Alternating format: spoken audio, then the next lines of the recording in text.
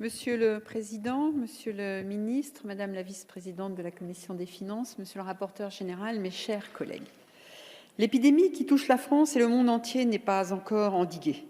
Elle a mis notre économie au ralenti durant de longues semaines et déclenché une crise dont nous ne nous sortirons probablement pas avant un long moment.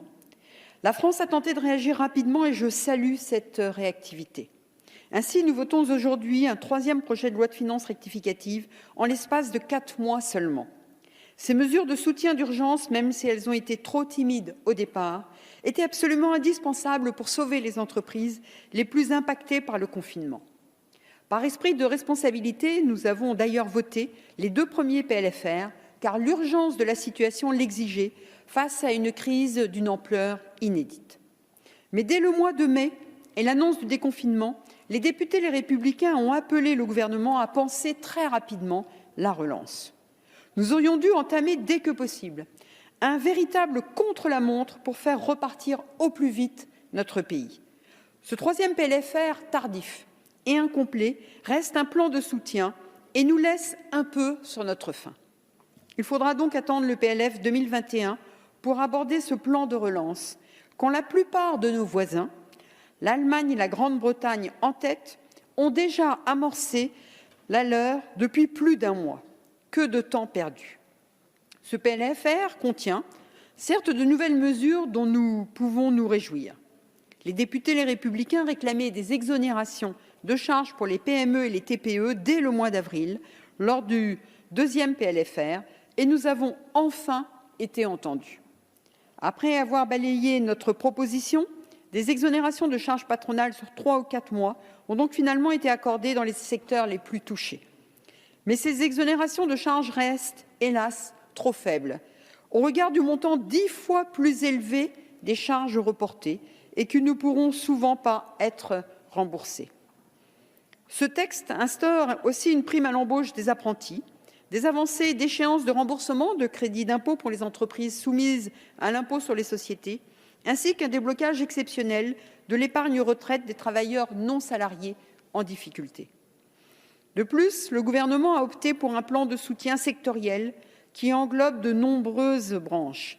Ainsi, les secteurs du tourisme, de l'automobile, de l'aéronautique, de la culture, de la presse, du BTP, des start-up, de la French Tech pourront bénéficier de mesures de soutien, tout comme les collectivités territoriales qui accusent de lourdes pertes de recettes.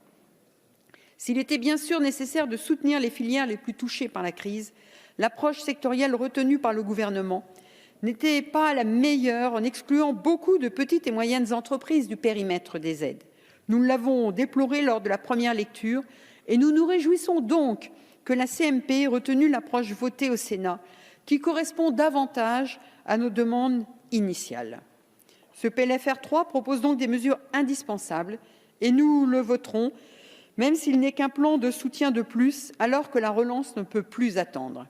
Cette relance doit par ailleurs être ambitieuse et centrée sur l'investissement pour faire repartir notre économie et soutenir une croissance de long terme. Nous serons au rendez-vous et nous ferons des propositions pour aller plus loin et étendre notamment les dispositifs d'incitation à l'embauche des jeunes au-delà de 1,6 SMIC. Nous prenons, nous aussi, une politique très ambitieuse d'investissement public, par exemple dans l'isolation des logements, pour réduire nos émissions de carbone et soutenir notamment le secteur de la construction fortement pourvoyeur en emploi. Nous défendrons également la suppression progressive des impôts de production que nous demandons depuis 2017, mais en compensant bien entendu et bien sûr strictement les collectivités pour ces pertes de recettes. Lors des débats sur ce PLFR, nous regrettons enfin que vous ayez rejeté nos nombreux amendements qui préparaient justement une relance plus rapide et plus puissante. Hélas, le schéma est désormais connu. Votre majorité continue de rejeter systématiquement toutes les propositions des Républicains avant de les reprendre finalement à son compte, mais un petit peu plus tard, avec du retard. Nous nous réjouissons tout de même des mesures adoptées au Sénat, comme celle allégeant l'imposition des rachats exceptionnels d'épargne retraite et de contrats d'assurance vie.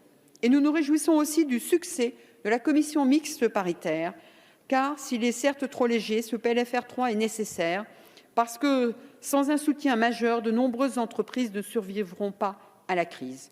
C'est pourquoi les députés Les Républicains voteront ce troisième PLFR comme les 2 premiers, Madame la vice-présidente, dans l'attente d'un plan de relance qui, nous l'espérons, sera plus ambitieux, sera plus global et prendra en compte nos propositions. Je vous remercie.